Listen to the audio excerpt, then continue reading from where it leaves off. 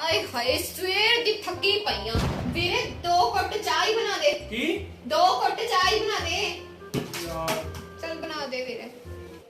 ਸਾਲਾ ਨੌਕਰ ਹੀ ਬਣਾ ਰੱਖਿਆ। 1 2 ਓਏ ਆ ਕੀ ਕਰਦਾ ਪਿਆ? ਚਾਹ ਬਣਾ ਰਿਹਾ ਤੇ ਏਦਾਂ ਚਾਹ ਬਣਾਈ ਦੀ ਹੈ? ਤੇ ਤੂੰ ਆਪੇ ਕਿਹਾ 2 ਘੁੱਟ ਚਾਹ ਬਣਾ ਦੇ।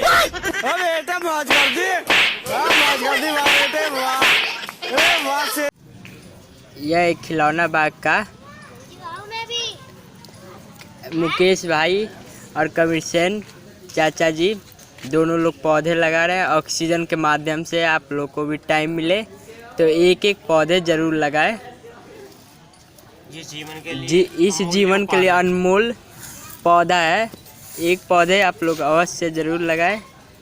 खिलौना बाग का कोई भी मेंबर एक एक जरूर पौधा लगाए।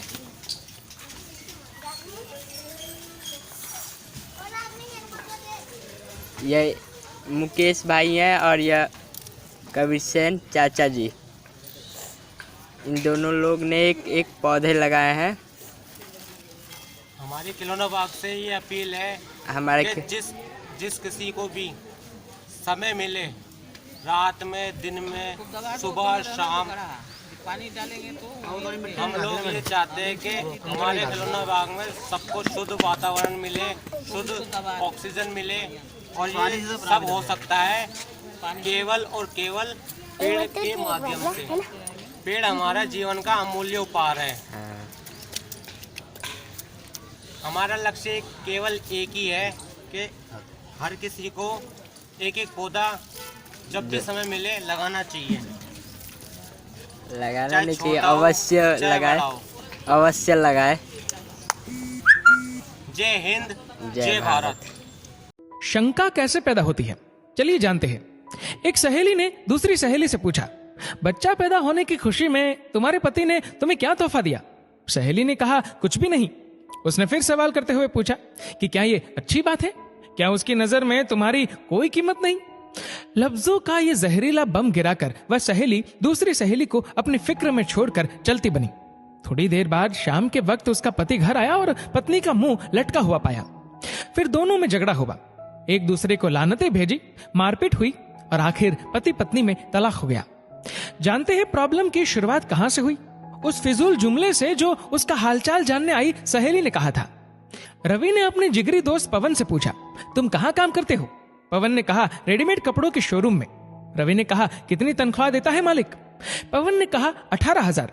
रवि ने कहा, बस 18,000 रुपए? तुम्हारी जिंदगी कैसे कटती है इतने पैसों में? पवन ने गहरी सांस भरते हुए कहा, बस यार क्या बताऊं। मीटिंग खत्म हुई। कुछ दिनों के बाद पवन अब अपने काम से बेरुखा हो गया और तनख्वाह बढ़ाने की डिमांड कर दी, जिसे मालिक ने रद्द कर दिया। पवन ने जॉब छोड़ दी और बेरोजगार हो गया। पहले उसके पास काम था, अब काम भी नहीं रहा। एक साहब ने एक शख्स से कहा जो अपने बेटे से अलग रहता था, तुम्हारा बेटा तुमसे बहुत कम मिलने आता है, क्या उसे तुमसे मोहब्बत नहीं रही? बाप ने कहा, बेटा ज्यादा व्यस्त रहता है, उसका काम का रूटीन बहुत सख्त है, उसके बीवी बच्चे हैं, उसे बहुत कम वक्त मिलता है। पहला आदमी बोला, वाह ये क्या बात हुई, तुमने उसे पाला पोसा, उसकी हर ख्वाहिश पूरी की, अब उसको बुढ़ापे में व्यस्तता की वजह से मिलने का वक्त नहीं मिलता है, ये तो ना मिलने का बहाना है। इस बातचीत के बाद बाप के दिल में बेटे के प्रति शंका पैदा हो गई। बेटा जब भी मिलने आता वो यही सोचता रहता कि उसके पास सबके लिए वक्त है सिवाय मेरे। याद रखिए, जुबान से निकले शब्द दूसरे पर बड़ा गहरा असर डाल देते हैं। बेशक कुछ लोगों की जुबानों से शैतानी बोल निकलते हैं।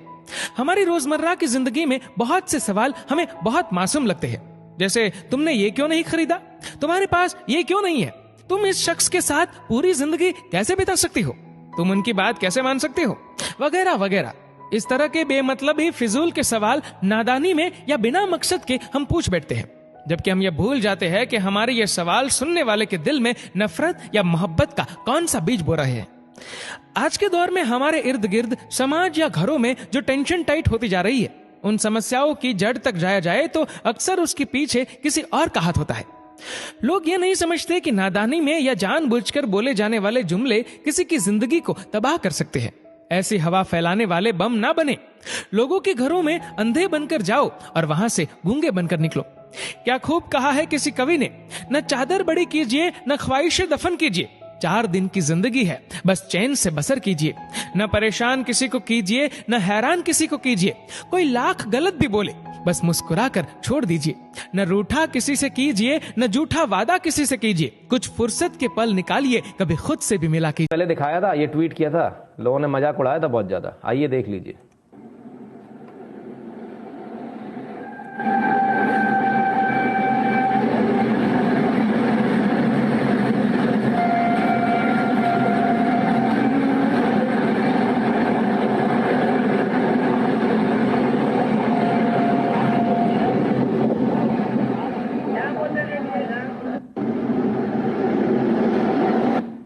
डबल इंजन के साथ भागती हुई ग्रीन कॉरिडोर की ये रेल। अब इसके बारे में डबल इंजन क्यों बोल रहा हूं, जरा आप इसको समझिए।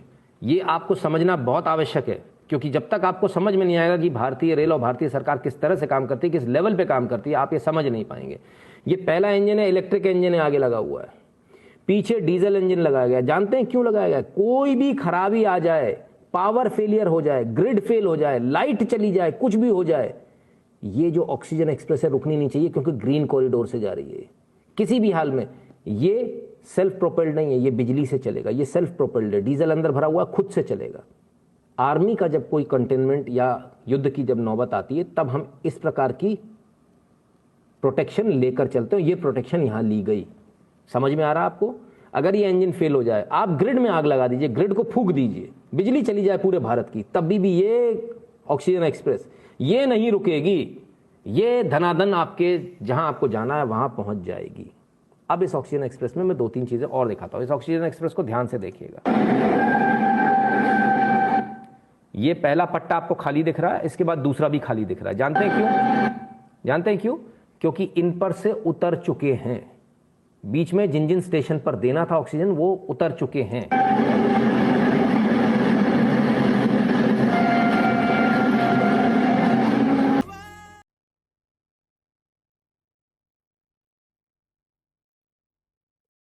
तेरी खुशबू आती है, एक महका महका सा पैगाम लगती है, मेरे दिल की धड़कन भी तेरे गीत गाती है, पल पल दिल के पास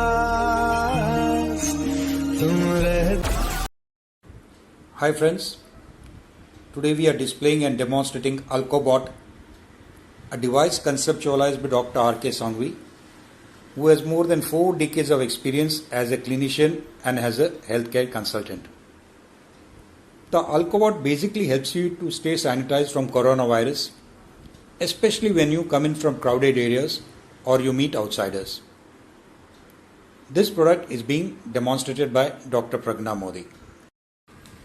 As you can see, the AlcoBot is essentially a glass jar with a tight fitting lid. In the middle of the lid is a hole through which 2 straws are inserted. One of the straw is well immersed in the layer of alcohol and the other straw is in the area above it. The alcohol used is the commonly available liquor in the market like whiskey, brandy, rum, vodka, etc. You have to use between 100 to 200 ml of the liquor. Let us see how to inhale the alcohol vapors. You suck in air through the mouth, through the straw which is in the area above the alcohol. As you see, bubbling happens and the alcohol laced vapors enter the mouth, through the airways and into the lungs. Now you disengage from the straw and exhale through the nose.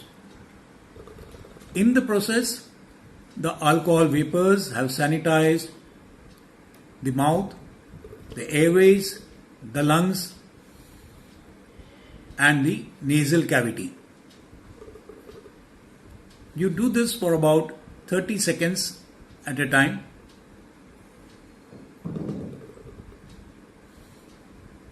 You may experience some coughing in the initial stages, but as you get used to it, the process is very simple and smooth.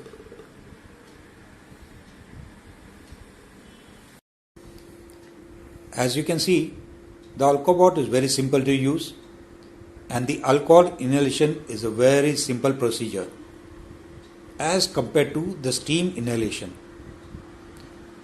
To be effective, steam inhalation must be done between 55 to 60 degrees centigrade, and at these temperatures there is a very high likelihood of damaging the tissues or of scalding the face. So friends, to be safe from the coronavirus, go ahead with alcohol vapor inhalation twice or thrice in a day. To know more about Alcobot and alcohol vapor inhalation, please contact Dr. Sanghvi on fusionnutra@rediffmail.com. Thank you.